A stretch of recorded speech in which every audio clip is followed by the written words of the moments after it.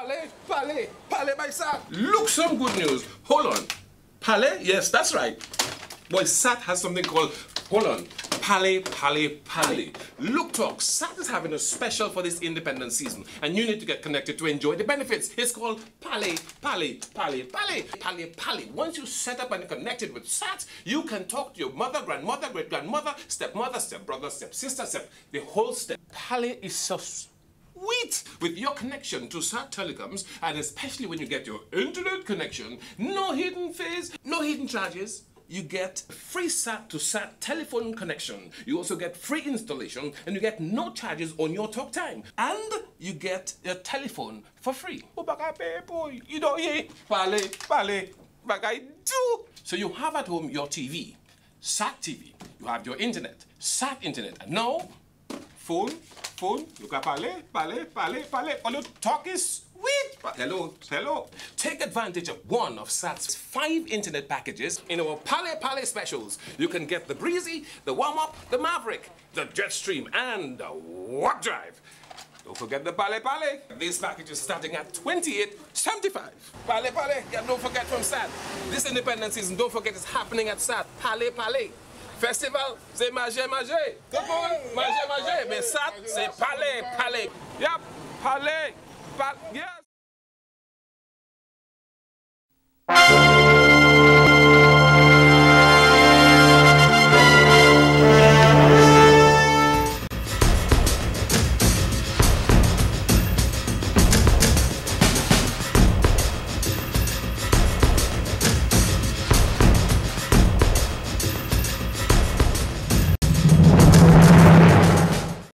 Good evening, I am Nisha Charles and I'm your presenter for today. Thank you for joining me for SAT TV News. Among the major developments, Point Michelle residents fed up of smell in community. St. Vincent banana industry not impacted by new EU agreement. Woman dies after abortion request refused. And in sports, West Indies plays safe amid violence in Bangladesh. Details of these and other stories after the break.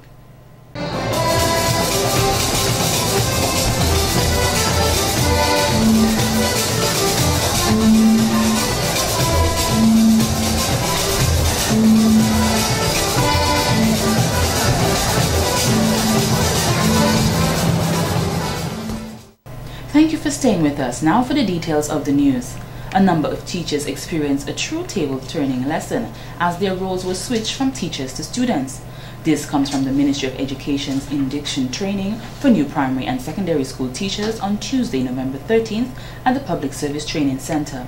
Education Officer for the West, Mrs. Margaret Jules Royer, says one of the topics discussed was diversity in the classroom, as there are lots of Haitians and people from the Dominican Republic coming to Dominica and enrolling their students in our schools. As teachers and educators have to learn how to deal with the issues which would arise as a result, and well, it also shows that Dominica is becoming very much like a melting pot, so to speak, and we also go to look at the culture they bring and other things like that. We also look at classroom management and behavior. We look at lesson planning and unit planning and so on. We also look at assessment strategies because, as you know, we need to evaluate students, we need to prepare proper test items, the marking scheme, or table of specification and the like. And so we'll be touching on those things with the teachers. Mrs. Royer says they had sessions on personal matters with the teachers, which was hosted by the Acting Permanent Secretary in the Ministry of Education, Ms. Marcella Powell. On the topic of personal matter, they looked at things such as recruitment, payment, study leave and special leave, among others. She said this is vital as sometimes teachers make decisions of which they are not fully informed, and as a result they may be short paid or not get study leave because they did not know what to do. The teachers also looked at ethics of the profession. So we look at the code of ethics because we do have a code of ethics, and we want to let the teachers know more about it, how they should carry themselves, how they should dress, carry themselves in public and with the community and things like that. And we also would look at establishing classroom routines. There must be routines in classroom. How do you walk out of the class? How do you come in after break? These are simple routines, and they may seem simple, but they are very important that children know about these routines, and the teachers also ensure that these rules and routines are adhered to. Mrs. Royer added that such induction training is very important and it should have even started before the teachers enter the classroom, but regardless, it is getting done. The education officer says that such training gives teachers skills in diverse topics such as classroom planning, ethics, personal matter to develop a wholesome teacher.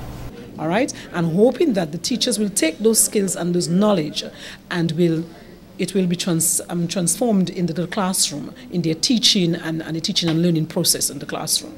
So we think it's very, very, very important. And it will also help the teachers when they go to Teachers College, because some of these things, they will be getting all of those things at Teachers College. And some of the things like, let's say assessment, for instance, you do that way up into your degree program, at university. So it's very important. Mrs. Roy highlighted that the long-term goal is to ensure that we have better, efficient, effective teachers. Without that, she says the classroom would be chaotic, and they expect the teachers to learn from such trainings to be the most effective teacher they can be. For instance, the session, if I choose the session I did, assessment strategies, how do you mark? How do you set up your table of specification? How do you score? How do you prepare? What type of evaluation you should give the children? What type of tests you should give the children? So those are some of the challenges teachers are faced with. Now with the issue of behavior, we have a lot of behavioral problems at schools now. And how do you deal with that as a young teacher? Some of the teachers are just like 19 years old. And at the high school, for instance, there'll be students of 16, 17 years. How do you deal with students who are adolescent when you're a teacher at a high school, for instance? And even at the primary school, you have some big children who are grown, and you need to learn how to deal with that. The education officer added that interpersonal relationships are very important in the classroom, as it is vital to connect to students in various ways so the students respect their teachers. Mrs. Royer said she wants the public to know that the Ministry of Education is working very hard to educate their teachers to upgrade their teaching skills. She said the public needs to give their strong support to the ministry and the teachers to work with the students. In more news, according to the 2012 International Labour Organization report on global unemployment trend, the world faces the urgent challenge of creating 600 million productive jobs over the next decade. The Youth Minister, Honorable Justina Charles, says young people have suffered deterioration in labour market conditions, and this is of great concern for our Dominican youth. The rate of youth unemployment rose globally from 11.7% in 2007 to 12.7% in 2011. The advanced economies being particularly hard hit, where this rate jumped from 12.5% to 17.9% for that same period. In addition to the 74.7 million unemployed youth around the world in 2012, there has been a growing number in long-term unemployment of an estimated 6.4 million young people who have given up hope of finding a job and have dropped out of the labor market altogether. Clearly, as reflected in this report, unemployment among young people is not unique to Dominica. It is a worldwide phenomenon. Still, this grave reality compels developing states like those of our Caribbean region to seek and develop new ways to create employment for our youthful population. The promotion of micro, small, and medium enterprise among not just our youthful population, but all people, is a step in the right direction. In this challenging economy, she recognizes the constraints and says that government will continue to address them with a positive resolve through financial and other tangible and intangible support systems, to include the Dominica Youth Business Trust. The saying, "Necessity is the mother of invention," is becoming more visible in Dominica. Today, we see many young men and women seeking means to develop genuine enterprises, seeking training programs, pursuing educational ambitions, and creating jobs for themselves and others. We as a government commend those in the private sector who have blazed that trail. But more so, we appreciate those who are motivational factors to Dominica's small, micro, and medium enterprises. She encourages young people to take full advantage of opportunities available to them, whether in education for personal development, skill development and job opportunities in various fields. And in more news, the Dominica State College will be hosting a forum on the 20th of November on the topic The Increase in Materialism Among School Children. President of the DSC Journalism Club and chairman of its forum committee, Ms. Kadisha St. Louis, said as a group they see the rise in materialism among students of secondary as well as college institutions, and they feel that these issues should be addressed. Ms. St. Louis added that often leads to crime and violence, jealousy, and low self-esteem. She mentioned that the club tries to cover all the major and important topics. Okay, well, the Journalism Club is a very active club. We've won Best Club of the Year consecutively, 2 years running now. And basically we have a forum every semester to raise awareness of the issues that we feel as young people are important to us and our national, well, our country on a national level. And this year we decided to have this topic because of the increase in materialism we see happening, especially around campus as college students. She added that they will be inviting people who run successful businesses within the country as well as a religious speaker. Ms. St. Louis believes that this will be very beneficial to the public. Well, as a president and more specifically as a young person in Dominica, I feel it's very beneficial because a lot of us don't, well, as adults, lots of adults don't realize the emphasis that's placed on materialism, materialistic things, clothes, jewelry, certain brands. A lot of emphasis is placed upon it in high schools as well as in colleges because it shows a certain level, a certain class set that we are all branched in, and certain people are left out or feel bad or have low self-esteem when they are not put into that certain class set, that certain criteria of having so-called swag. And I think, personally, I think it's not really important what you have, because I would rather somebody for their personality than the brands that they wear. The last forum held was on the topic violence in schools, and according to the president, it was a very interesting discussion. That was right after the incident where the teacher in grammar school was attacked by the students. So we felt that violence in school should be addressed. It was very interesting. We had a lot of speakers. Dr. Severin was there. It was on the patronage of the mayor, Mr. Cecil Joseph. And it was very interesting. We got a lot of information that we never knew before, that a lot of the schools, that they don't really take the students on the hand as should be because corporal punishment has been banned and so on. We also got the principal of the Isaiah Thomas Secondary School to come and speak with us, and she gave us a lot of information about her past experiences with students. Ms. St. Louis deems that this will be an interesting forum. The Environment Coordinating Unit of the Ministry of Environment, Natural Resource, Physical Planning and Fisheries facilitated a workshop training module for customs officers and other enforcement agencies on November 13, 2012. This national training workshop is intended to improve skills in the identification, monitoring and enforcement of trade under the Montreal Protocol regulations and to prevent illegal trade of all harmful ozone-depleting substances and equipment containing them. Speaking at the workshop, Comptroller of Customs Mr. Roderick Deschamps says in this changing world, where most countries use the term clean and green environment, the onus remains on the frontline customs officers. He says the examination of goods is of critical importance to each and every one of them. Whereby this training will serve as a legitimate guide for the detection of substances which may hinder our health and the environment. Though this training is basically of the ODS, I want to extend further that our knowledge of chemicals which can be used in the making of chemical weapons is something that we can never put aside. Though we know Dominica may be a small island state, we must take caution and be prepared that our borders, in the event of these harmful substances are imported into our island, that we can alert all relevant authorities. Since Dominica conducts trade imports from most countries, and we do host persons of various denominations, Mr. Deschamps says that they can never know what is on the individual's mind to create weapons of mass destruction, so we all have to be prepared. At customs, their preparations are always being tested. Just last week, upon inspection of a container, a raccoon jumped out among the cargo, which had to be killed instantly and burned.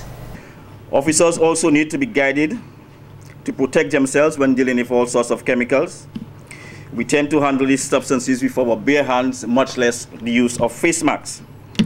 Years ago, I vividly remember an instructor mentioned to me after a visit to the port that maybe our lives may have been half forfeited as we continue to expose our body to the dangerous cargo without proper protection. I must make reference to the importance of the ODS, the ozone-depleted substances, which is again another common factor that officers need to be guided upon. And I'm happy to see the Bureau of Standards here, because I know some time ago that Customs intercepted R4 refrigerants, which was falsely marked as R12.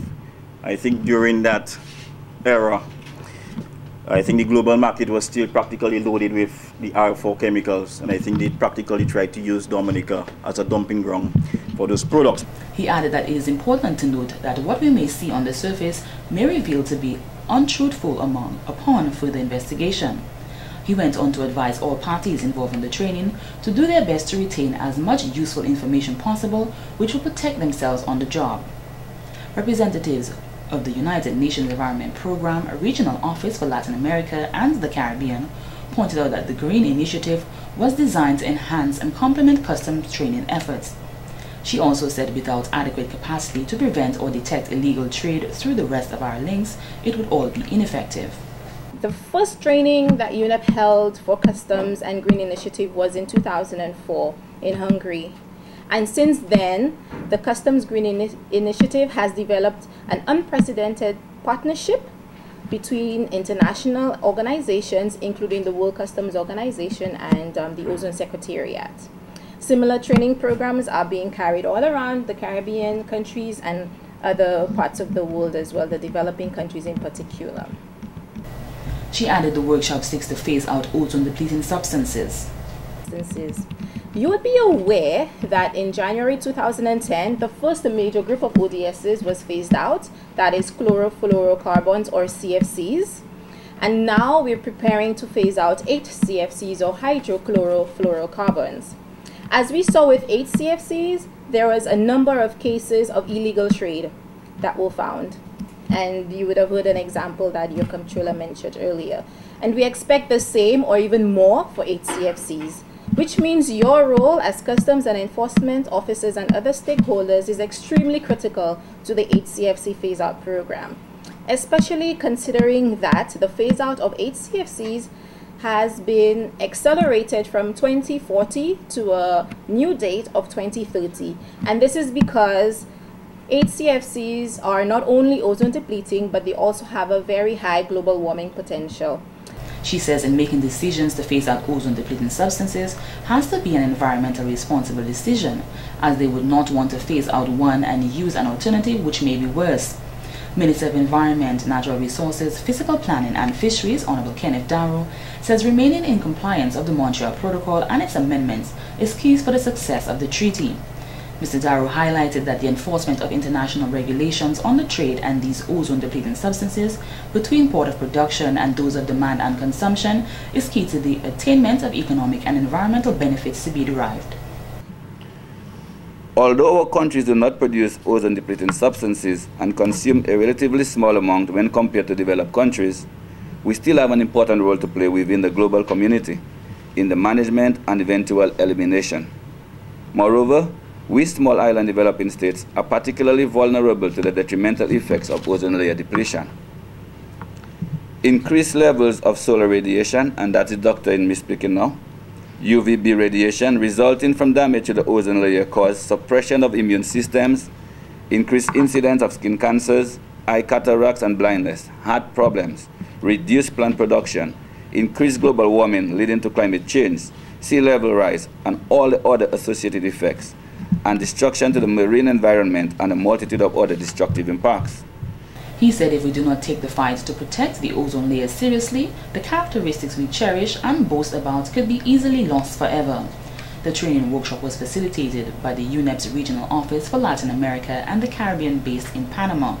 It was attended by other partners such as Marine Coast Guard, Port Authority, Bureau of Standards, and the Fire and Ambulance Services. And in more news, Point Michelle resident Mr. Clement Roberts says he is fed up of the horrific smell within his community. Mr. Roberts is the owner of a bar, popular for its fresh fish in Point Michelle, where the fish is prepared in many different ways, and he states that this issue is having a negative impact on his business. According to him, this matter has been prolonged for over 3 months. throughout the gutter of the work they do there. They suck away by the bay. You know, suck away, I have to say it, all right? Or suck away by the bay. It stink. I call all of them, village council, go to them, go to health, stop the engineer Johnson. He's not taking me on. They tell me go to hell.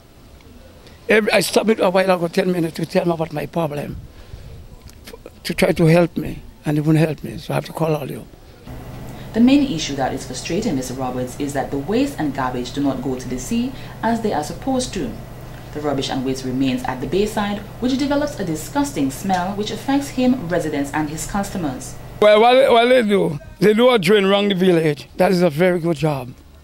Also the wall is a very good job.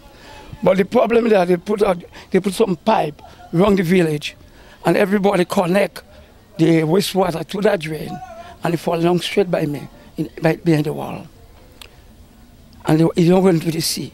Everything's building up like a swimming pool by the bay. And stink. Every night people around cannot stay. You're not I alone. The 10 of them, every 10 of them, they have the same problem by the bay. And people running. People throwing shit in it. They're throwing everything in the gutter. Mr. Roberts says he has already spoken to the village council and they have been at the scene. We can't do nothing for it. You have to talk to Public Works. Public Works come over a month now. They say it's true. One of them says it's true. He come there with somebody and he cannot take the scent. He run. I don't have to mention his name. You see that? I got health. I don't have to call the people's name. They say they will come. He said the design scheme, which was premeditated to transfer waste and rubbish to the sea, is not doing him any justice as it does not function as it should. Mr. Roberts strongly believes that the design was wrongly done and needs to be fixed. He added that he, along with residents, asked for help from the engineer and they were ignored. He said the dirt is also building up to the culvert and in the next week, the roads will be flooded due to the blockage of that culvert. The second one, you see the state of it? You see building up? You see you're almost blocking to the road? You say I'm not lying? No, if you see another one again, even worse than that one. And you see everybody shame to come and show it to you? You see they running? You see they running? They can't stay in the night, sit down by the bay, you know. They're running, but they shame to come and say what they could see. So I don't know what's the problem. Yeah, up there I could show a second one, I'll show a second one again and then I'll show another one. Another resident who goes by the name of Gaddafi supports Mr. Roberts' opinion and says something needs to be done. People don't put out garbage, supposed to go out on Mondays and Thursdays. People put out their garbage anytime. And you have this thing they call spiral, whatever, the rat problem in the community. And people don't want to stop it. All under the walls, people are just throwing garbage like mad. The government need to step in. If it's a way of employing people, employ young people so everybody they charge will get a percentage from who they charge. Okay, it's high time that nonsense stop in Point Michel. People are throwing garbage all about the place. We need to stop that nonsense in Point Michel. It is a problem, it's a headache, and people don't understand. These rats are destroying people. The frustrated resident says that residents need to obey the law and put their rubbish out on the day provided. He says the construction of the road is a serious problem. Well, the problem with the waste coming from different homes. When the road was constructed, the engineers that did the project did not look at that problem. All they were concerning about is to build a new road. They never looked at the problem. It's not the water coming from people home alone, you know. Even the seawater before the sea bank, it is a problem on the street. The rainwater is a problem because the way the road is built, everything is bending back into the houses. First time I see a road construction and it's going back, bringing water from the sea and the road into the houses. It's supposed to go back to the sea. So it's a serious problem in the community with water, rodents, and garbage. Both residents are desperately calling on the help of higher authorities to assist them as soon as possible. Okay? So that's the problem we have in the community. Another problem we have in the community, the people must leave their home and stop giving these vagrants around the road garbage to go and throw on any day. That is one of our biggest problems. And the vagrants throwing the garbage all about the place. You see it? That's it. That's the reason why you can't throw, because people are throwing garbage all in the drains, and it's blocking the drains, and the garbage is not flowing. The water is not flowing in the drain. So if all the fellas go around and watch all these manholes they build, it's the same problem we have with them. Because of the size of the manhole and people are using garbage, from distance they're throwing down, when it reaches the front, it's blocking. So people have to stop throwing garbage in them things. Okay? Okay, bye, bro. And in more news, in 2006, a national secondary school survey revealed that students consumed over 52% of alcohol, 13% consumed cigarettes, and close to 12% marijuana. As part of Drug Awareness Month, the National Drug Prevention Unit presented mini billboards entitled "My Community, My Choice, No Drugs." This presentation was made to all primary and secondary schools across the island on Wednesday, November 14th. Ms. Jacinta Barnes, Director of the National Drug Abuse Prevention Unit, is pleased to be working with the school system again, and that the education officers always give them the platform to bring across their message to the school students. While we focus on the primary and secondary school, we have not left out our preschool. By January 2013, we'll be launching our grade K and preschool manuals for early childhood. We believe in early intervention, and we will introduce the topic of drug abuse at a very early age, but that will be age appropriate to early learners. The ceremony was also to make the students aware of the dangers of drug use. Ms. Barnes says the mini billboards will be a constant reminder of that, and that they make choices that will affect the rest of their lives. Schools, I believe, should be safe and drug-free for our students. Teachers must help students to build their confidence and self-esteem, and they must continue to guide them and to help them make wise decisions about substance use and abuse. We all have a responsibility as a society to protect our children from drugs. Although there were no students at the presentation, Mrs. Windif Henderson, Senior Education Officer for Secondary Schools, says she hopes the message will get across to the schools. She wanted to address students on why teens in particular are on drugs. She said some of the major factors are peer pressure and self-worth. When kids are young, they want nothing more than to please us. They want to please their parents, and by extension, they want to please their friends. Now that they have become teenagers, they want nothing more than to please their peers. Teens' self-worth depends on the approval of others, even if they know their behaviors are destructive or counterproductive. Some teens turn to drugs because of the stress of life. Being a teen is really hard because as a teenager, you are introduced to the real world. She wants to remind students, especially those at the secondary school level, that drugs do not solve problems, they only hide them. Mrs. Henderson says she is not just talking about marijuana, but prescription drugs as well. Acting Permanent Secretary in the Ministry of Health, Mrs. Helen Roye, says this is an important milestone in students' lives because these are very vulnerable years, and she wants our schools to get it right. I really would want to urge our educators to understand that persons or children come into school, they have varied needs, they have varied abilities.